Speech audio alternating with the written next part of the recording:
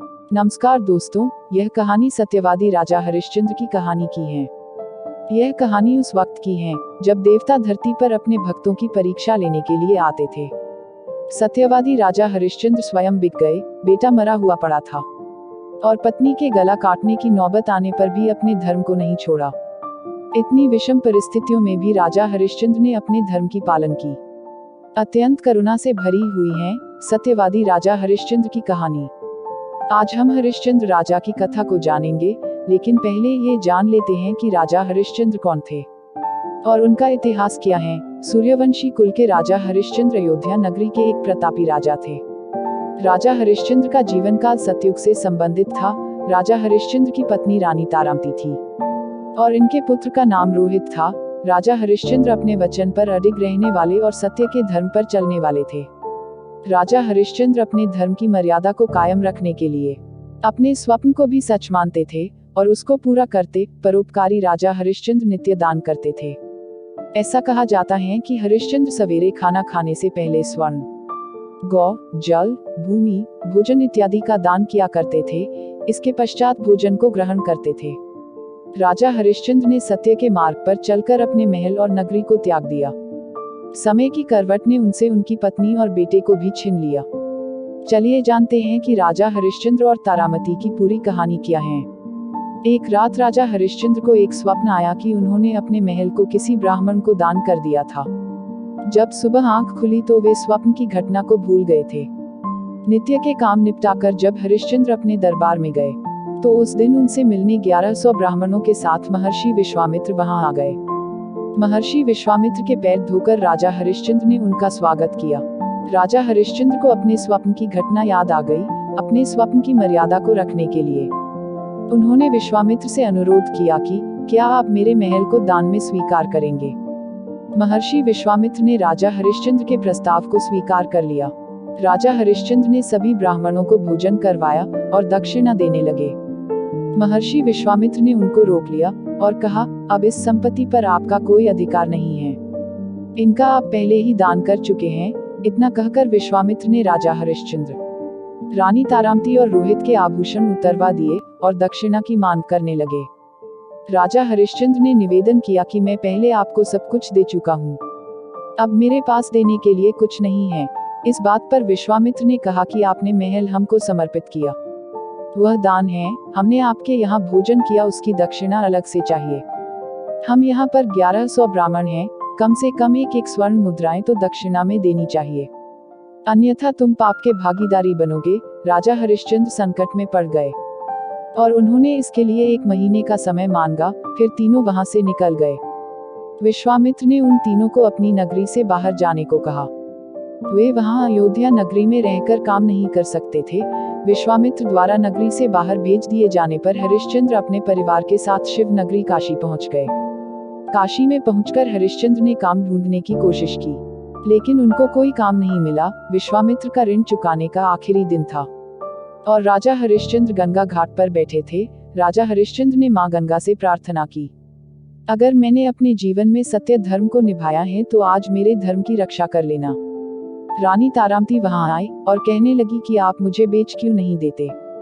एक पति होते हुए मेरा धर्म है कि तुम्हारी रक्षा करूं। मैं तुम्हें बेचकर अपने पति धर्म को नष्ट नहीं कर सकता। रानी तारा ने अपने पति के धर्म की रक्षा के लिए खुद को बेचने का निश्चय किया और काशी के बाजार में जाकर खड़ी हो गई। रानी ने आवाज लगाई कि कोई है जो मुझे खरीद सकता है। तब वहां एक पंडित वहां आ गए। पंडित ने कहा कि उसकी पत्नी बीमार रहती है, मेरी पूजा की तैयारी और मेरी पत्नी की सेवा कर सकती हो तो मैं तुम्हें खरीद सकता हूँ। रानी तारामती ने हाँ भर दी और अपनी कीमत मांगी। पंडित ने 500 मुद्राएं देने को कहा।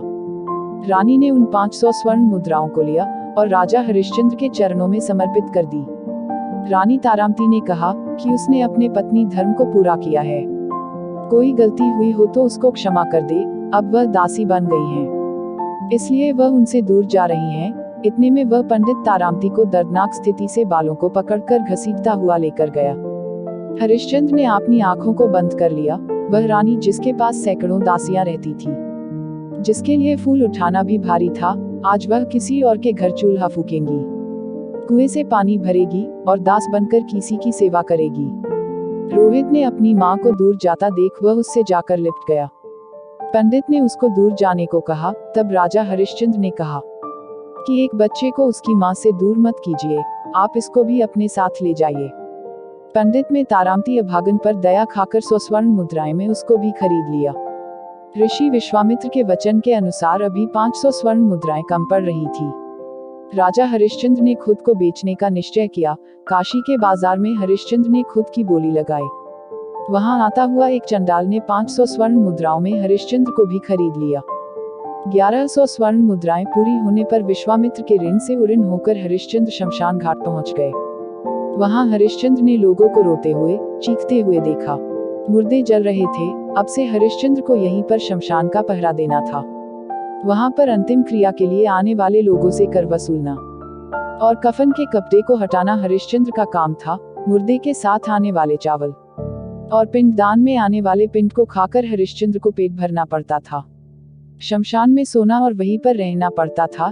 इतनी विपदाओं के बाद भी राजा हरिश्चंद्र ने अपने धर्म को नहीं छोड़ा और पूरी निष्ठा से अपने धर्म को निभाने में लगे रहे। एक दिन पंडित जी ने रोहित को पुष्प लाने के लिए बगीचे में भेजा। वहां रोहित को काला नाग डस लेता है और रोहित वहीं गिर जाते हैं। रोहित को जहर चढ़ने लगता है। रोहित को लगा कि वह अब नहीं बचेंगे, तो जोर से चिल्लाकर कहा कि कोई है, मेरी माँ को कहना कि रोहित को सांप डस गया है। किसी ने रानी तारा को सूचना दी कि उसके पुत्र को सांप ने डस लिया है। रानी ने सारे काम को छोड़कर वहां से निकलने की कोशिश की, लेकिन पंडित जी रानी को रोक लिया और सारे काम को निपटाने को कहा।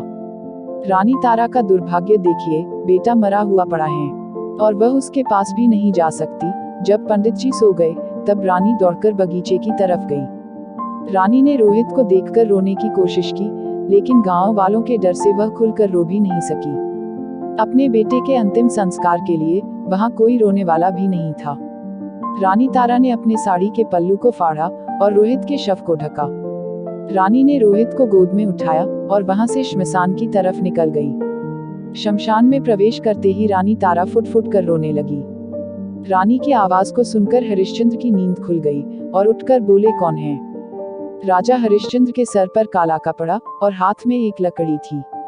शमशान की चिताओं की आग से हरिश्चंद्र बिल्कुल काले और भद्र हो गए थे। रानी ने उनको नहीं पहचाना और कहा, मैं रानी तारा हूँ और यह मेरा बेटा जिसको सांप ने डस लिया है, यहाँ अंतिम संस्कार के लिए आए हूँ। राजा हरिश्चंद्र ने जैसे ही ये नाम सुना, उनको कुछ कुछ याद आने लगा। क्या तुम उसी दुर्भाग्यशाली हरिश्चंद्र की पत्नी हो जो अपने पति और पिता होने के धर्म को नहीं निभा सका?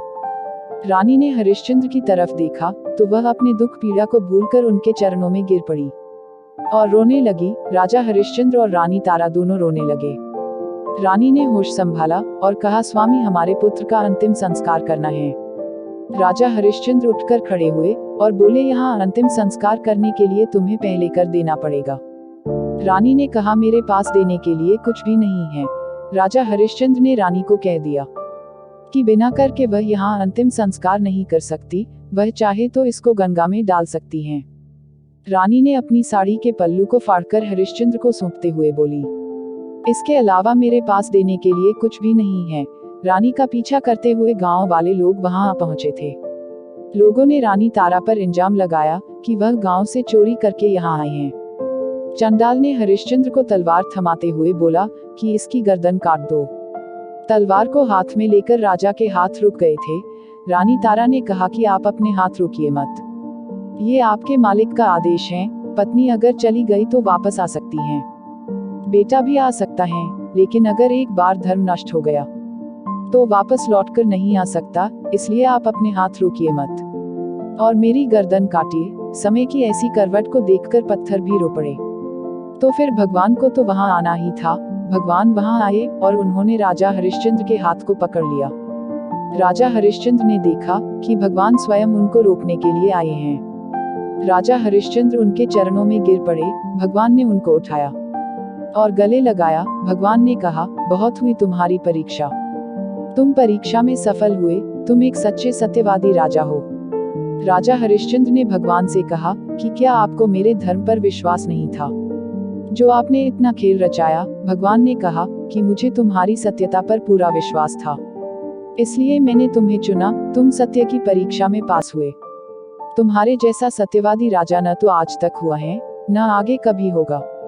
ये दुनिया तुमको सत्यवादी राजा हरिश्चंद्र के नाम से जानेगी। भगवान ने मरे हुए रोहित को जिंदा कर दिया, सभी को सुंदर शरीर प्रदान किया। महर्षि विश्वामित्र ने उनको महल वापस सौंप दिया। पुनः राजा हरिश्चंद्र और रानी तारामती उस महल में रहने लगे और राजभोग भोगने लगे। ऐसा कहा गया है कि धर्मो रक्षति रक्षित। तुम धर्म की रक्षा करो, धर्म तुम्हारी रक्षा करेगा। राजा हरिश्चंद्र जैसा सत्यवादी बनना नामुमकिन है। पग पग पर राजा हरिश्चंद्र ने सत्य की परीक्षा दी। कुछ लोग कहते हैं कि राजा हरिश्चंद्र ने अपनी पत्नी को बेच दिया था, यह गलत है। राजा हरिश्चंद्र ने पूरी निष्ठा से अपने पति धर्म को निभाया। जब तक वे खुद नहीं बिक गए, हरिश्चंद्र ने खुद के बेटे के अंतिम संस्कार करने से मना कर दिया और मालिक धर्म को निभाने के लिए अपने पत्नी पर तलवार चलाने वाले थे। इससे ज्यादा करुणा की स्थिति क्या हो सकती है? मित्रों, यह जरूरी नहीं है। कई जो लोग सच्चाई के मार्ग पर चलते हैं, उनके साथ कभी कुछ बुरा नहीं हो सकता है। हमारे साथ जो भी होता है, उसका एक कारण होता है। हो सकता है कि परमात्मा हमारी परीक्षा ले रहा है। सत्यवादी राजा हरिश्चंद्र की कहानी में हमने आपके सामने एक जीवंत दृष्टांत रखा। हमें उम्मीद है कि आपको सत्य पर आधारित यह कहानी समझ में आई होगी और इससे बहुत कुछ समझने को मिला होगा। इस कहानी से आपको क्या सीखने को मिला, कमेंट बॉक्स में इसका जिक्र जरूर करें और इस कहानी को आगे शेयर करें। ऐसी ही और पौराणिक कहानियां सुनने के लिए चैनल को सब्सक्राइब करें। मिलते हैं और एक दूसरे कहानी के साथ। तब तक के लिए जय जय श्री राम।